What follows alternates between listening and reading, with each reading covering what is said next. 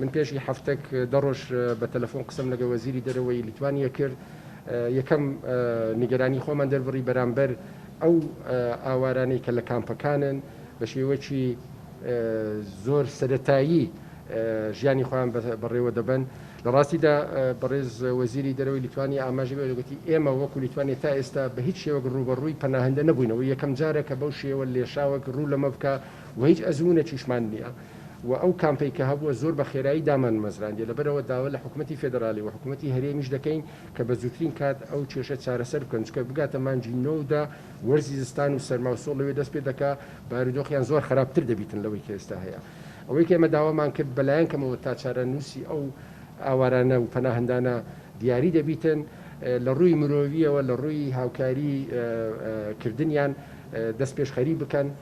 بڕیارێک دەدەن حکوومەتی لاتڤیا بە تایبەتی ئەو 37 هاوڵاتی کە ئێستا لە مابینی مەرزی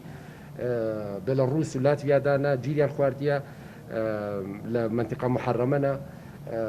بارودۆخیان زۆر خراپە و بڕیار دەدرێتن کە ئەو چارەنووسیان چی بێتن لەگەڵ سوڵتاتی لیتوانی قسە کراوتیان سێ خیاریان لەبەردەمە یا ئەوەیە تەقدیمی محکەمە دەبی بکرێن محکەمە هەر هیچی بڕیاردا ئیتر دەبی ڕازی بە قەراری محکەمە یا ئەوەیە